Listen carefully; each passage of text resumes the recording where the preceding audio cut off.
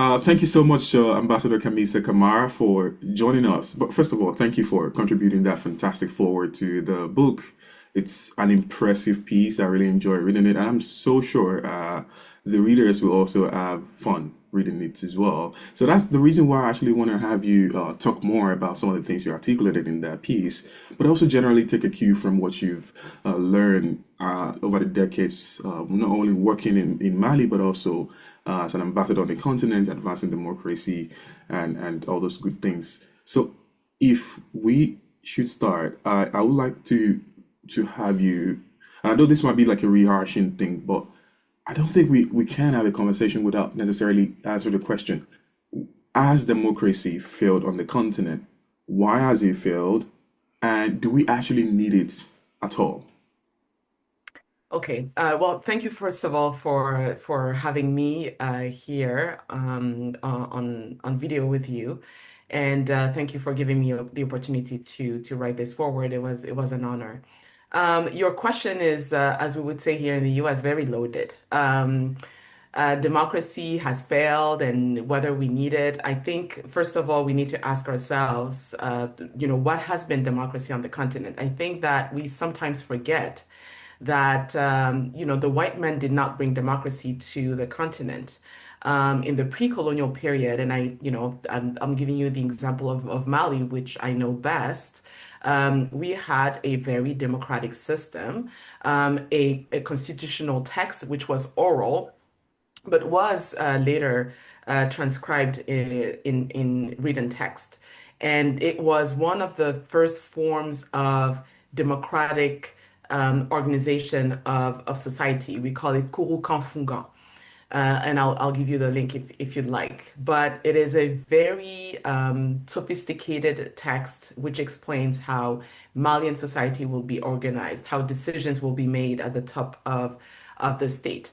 And not to romanticize the pre-colonial period. I think we sometimes also forget that the continent of Africa has had so many external influences, which have sometimes either distorted some of our cultural background and foundations, and sometimes reinforced some of them. So has democracy failed on the continent? No, I wouldn't go that far. What I would say is that democracy on the continent has struggled sometimes. It has maybe stumbled sometimes. And what we are currently seeing on the continent, if I may generalize, what is happening in 54 countries on the continent, I would say that we have a young population that is sort of defining the future that they want to have. And I'm thinking about Kenya, the Gen Z generation, which are on the streets demanding better everything. We have this, what I call the TikTok generation, which sort of sometimes idealizes what government should do for them. But democracy has always been on the continent. Again, it has struggled over the years over democratic or just historical upheavals. And yes, it has a future on the continent, but we still need to define it. So, the recent developments on the continent, I'm talking about the last 7, 10 years where you've had military coups. It's not a new thing on the continent. But what I think is new as a historian is that when this coup were manifested in the 60s, 70s, 80s, people weren't really super like fanatic about them. They were like, well, the military needs to get out. We need to return back to civilian rule. But recently, there seemed to be this positive attitude towards military rule, this welcoming continents among Africans. Some analysts have tied that to the idea, oh, Africans have been tired of failed democratic or civilian rule, so they, by ordinary feelings, are welcoming of something different, aka military coup. Why do you think we have that attitude on the continent? And if at all, should we even be happy that military takeover happening on the continent? First of all, no, we shouldn't be happy that military takeovers are happening on the continent. Obviously, that means that at some point in time, there was a vacuum, and we had just the random military officers coming onto the political scene and literally grabbing power and saying, "I am the new man in charge." This is, the type of behavior you see on National Geographic, jungle style power grabbing. So no, I don't think that we should be happy that this is happening. I believe that states have rules, they have laws, they have constitutions, and they need to be respected. Um, so you're comparing two very important periods in our history. And I want to push back a little bit. So you've mentioned the immediate post-independence coup leaders and how maybe our population wasn't just as excited about them um, getting onto the political scene as we are seeing today. We don't have the same type of people, right? These are very different times. Back then, I think we were still experimenting, right? We had new flag independent countries. We still had the influence of the colonial powers one way or the other. We were again still experimenting, and whether we had civilians in power or military guys in power, we just didn't know what to expect. So I think that we had more of a calmer and population, right? But today, it almost feels like we're idealizing what happened in the post-independence period, and we think that yes, the military guys who are very self-aware and know that they are being filmed all the time, and some of the things that they say will find themselves on Twitter or TikTok sometimes are just in theatrics mode. But I feel like we are in very different times. We have now a new generation which is looking for models. And I think back in the day in the 1960s, it was easy to find models because we didn't have anything else before that. Okay, talking about models, one of the things people contributing to this volume have tried to articulate are different models for the future.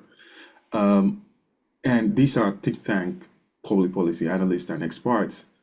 Why do you think think tanks matter in this shift towards making sure democracies are more efficient on the continent? Why do we need to look at think tanks?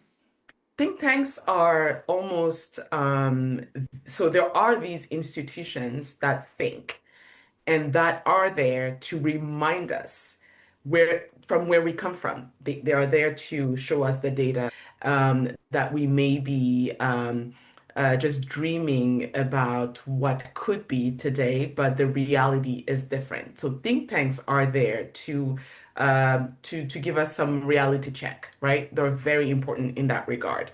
And the continuous research that they're doing should be, how do you say? Sorry, I have the French word in mind. It should be vulgarisé. It should be promoted everywhere, right? But I will go as far as also to say that think tanks are part of civil society, right? For years, I supported civil society groups when I worked at the National Endowment for Democracy. I funded them throughout Africa. Some of these civil society organizations have ears on the ground. They hear what people want, they hear what people say.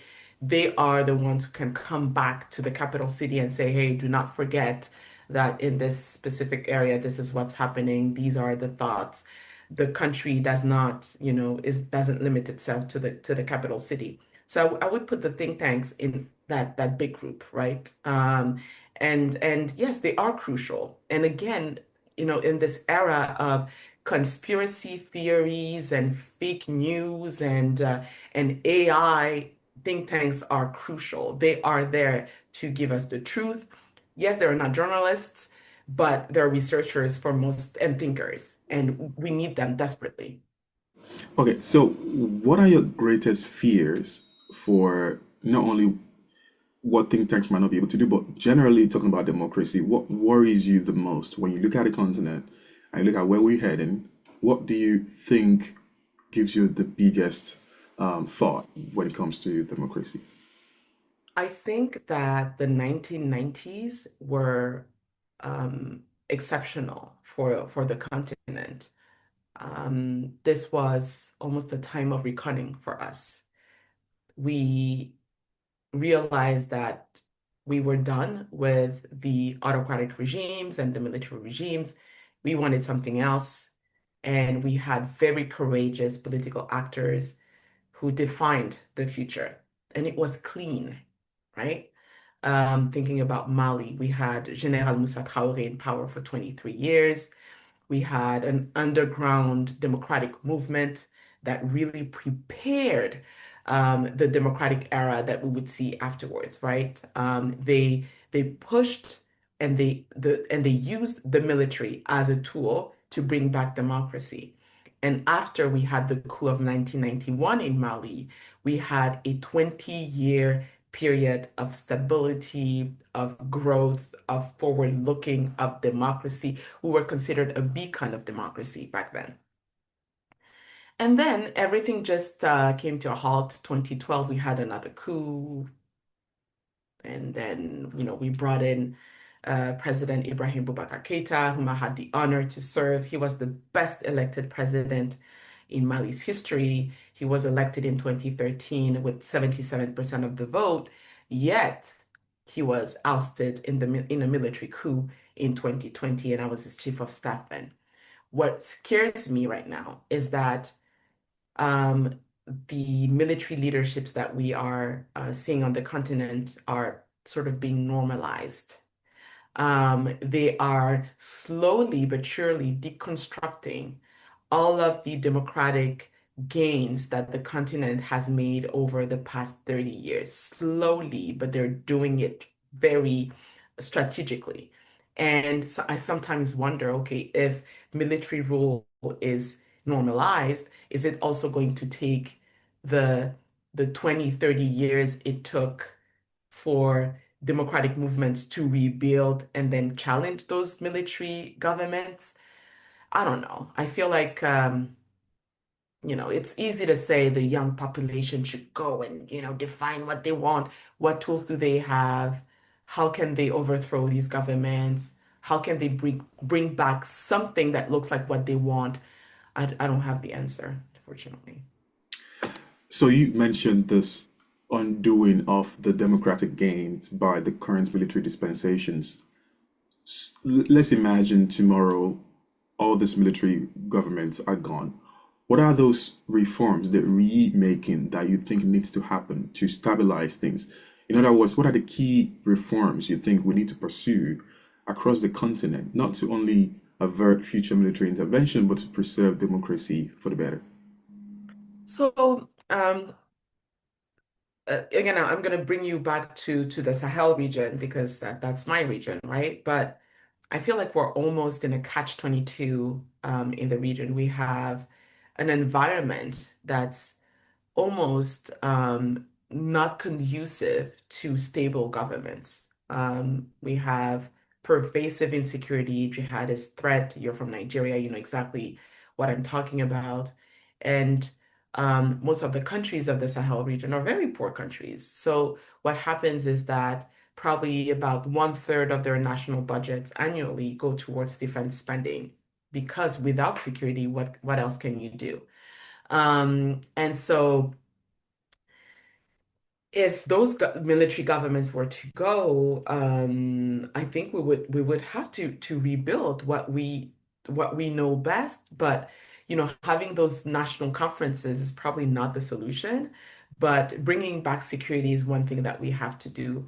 And I almost feel like we won't be able to build that future without the military because they've been so present. And in the African countries I know, at least the Sahelian countries that I know, Mali, Burkina Faso, the military has ruled for more years than the civilian governments, right?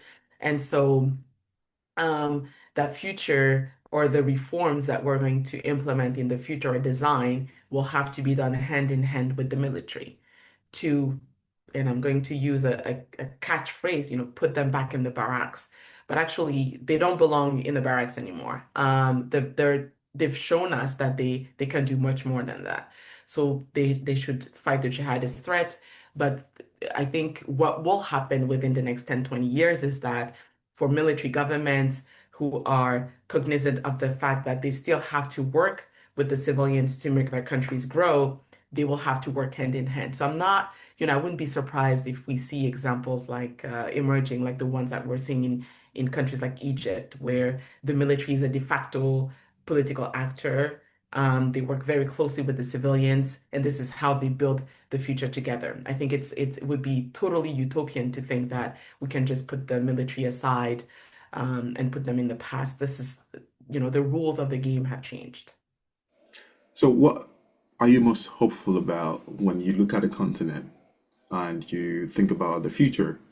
What are those key things you think we should be encouraged by and to do more, to encourage us to do more? What are those particular things that gives you hope? First of all, what I've been seeing, and maybe it's because, again, maybe because of social media, because we're so interconnected, is you know, the Davido is probably very more popular in Mali than he is in Nigeria, right? It's just this interconnection that's not only political, but it's also very cultural. And I've never felt it as much as I do now. I see, the Malians singing with the Guineans, singing with the Senegalese, the Nigerians being very well interconnected within the region. And I think this has to be encouraged, this has to be exploited.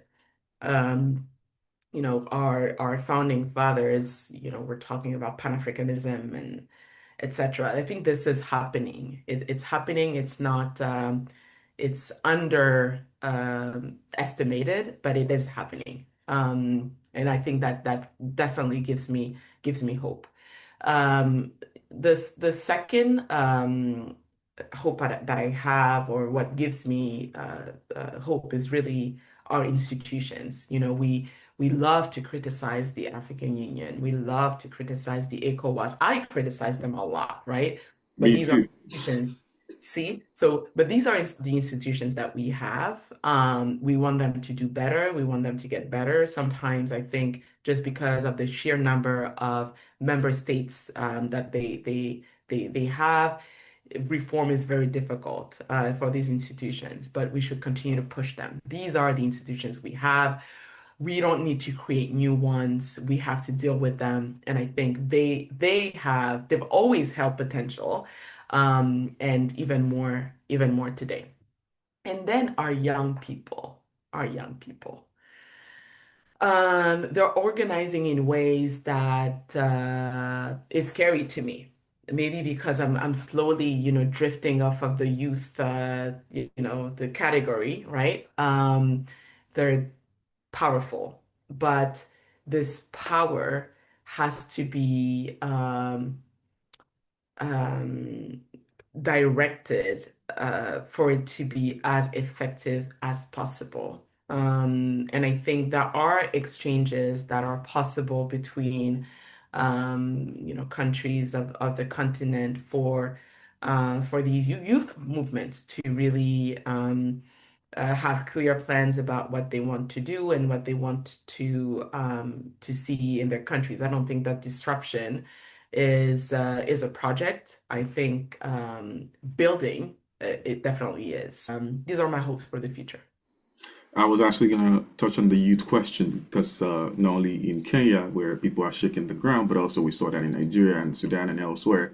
Do you think in places like Mali, that could be the most realistic, or one of the most realistic ways to bring back democracy when things have been led by young people? Or do you think young people do not see that strong capacity to change things from them? My people they will, we love to say we're resilient, in Mali, as if being resilient is some sort of a quality of a badge of honor. Um, But what I know is that once Malians get fed up, they'll make sure that something changes, whether it comes from the youth or from, an older generation of politicians. I think we are going to see a collective of movements and actions, not necessarily coming from the youth, but just because we are a people who are have inter internalized those democratic values for decades. We are a profoundly democratic society. So when we see an authoritarian government, we know what to look for and we know what we don't like. So, things may change. I'm not worried about I'm not too worried about Mali. So do you intend to ever come back to Mali? Maybe as a president or something. Look, it's my country. I strongly believe in destiny. I don't think that when I was a child growing up in the French Alps, anything could have told my parents that I would go back to Mali and serve in the highest levels of government. Anything is possible. Okay, I'll leave it at that. Thank you so much, Ambassador Kamissa Camara. It's been an absolute Thank you. Thank you pleasure. for having me. Thank you.